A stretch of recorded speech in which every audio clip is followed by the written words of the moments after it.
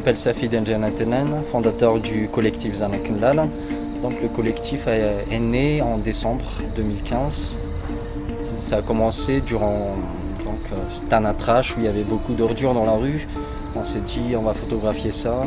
Il faut qu'on montre la réalité dans la rue de Madagascar. Bonjour, je m'appelle Riza Soul, je suis photographe et membre du collectif Zanakenlal.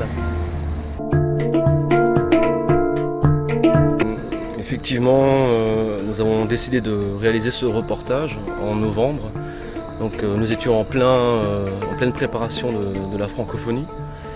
Et il y avait beaucoup de rumeurs qui circulaient, comme quoi les 4 Mis vivant dans la rue étaient ramassés entre guillemets par la commune urbaine de Tana.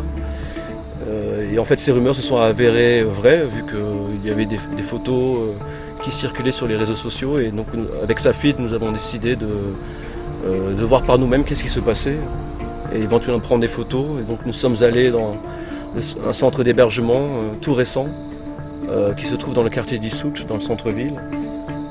Et c'est ainsi que nous avons commencé à réaliser ces photographies.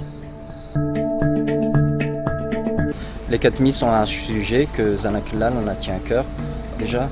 Et vu les rumeurs qui s'est passées dans la rue, on est descendu dans les centres. Premièrement, on est allé trouver les centres. On ne savait pas où ils étaient. Donc on a trouvé un premier centre qui était Madcap, mais on nous a refusé l'accès. Puis on a insisté, puis on est arrivé au centre Seba, qui est aussi appelé centre Fianakavina Miar. Et là-bas, les gens ils nous ont plutôt bien accueillis. Donc on a pris nos photos, puis on est arrivé là-bas et on a constaté qu'il y avait plus d'une centaine de 4 Mis, à peu près 160 ou 156 comme ça. 72 enfants, surtout des enfants, il y avait des vieux qui étaient mal au point. Donc là-bas, il n'y avait pas de nourriture déjà, parce que c'est juste un centre pour héberger pendant la nuit.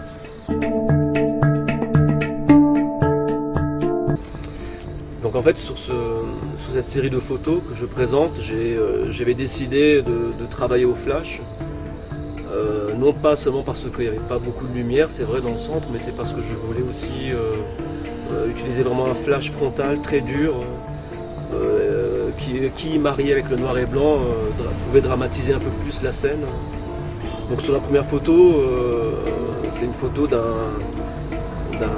gars qui est allongé, toujours dans le centre, qui est allongé par terre, il a la bouche ouverte et il dort profondément malgré le bruit qu'il y a autour de nous, les enfants qui courent dans tous les sens, qui crient, qui jouent. Et j'ai demandé juste à ses voisins à côté, mais qu'est-ce qu'il a, il est ivre? Il dit bah oui, il est ivre. Et donc comme la plupart des hommes qu'on a vus dans tout le centre, la plupart étaient tous assez bien éméchés ou en tout cas sentaient l'alcool. Sur la deuxième photo, j'ai photographié cette dame qui se disait avoir 48 ans et j'ai remarqué qu'elle avait un petit ventre quoi. Et donc je lui ai demandé vous êtes enceinte? Elle dit oui, de combien de mois? Je suis enceinte de 6 mois. Donc la scène m'avait assez choqué, je lui ai demandé si je pouvais la photographier et voilà, elle a pris cet air un peu triste et assez vraiment dramatique. Les 3 dernières photos, j'avais décidé de photographier donc 3 familles différentes contre un mur blanc.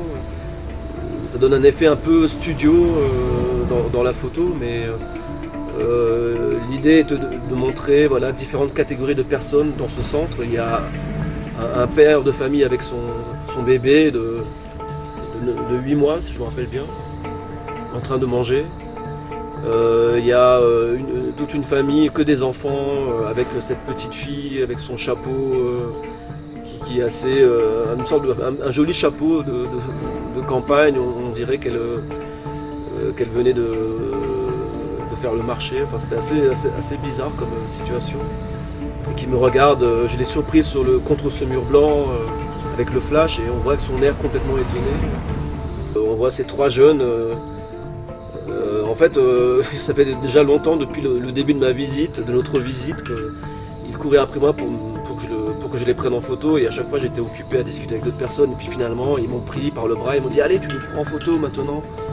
Enfin voilà, et je les ai pris en photo comme ça, ça avait l'air d'être 3 potes, je sais pas si ce sont des potes depuis longtemps, si ce sont des potes depuis qu'ils fréquentent le centre, enfin, mais disons que voilà quelle était l'ambiance dans ce centre.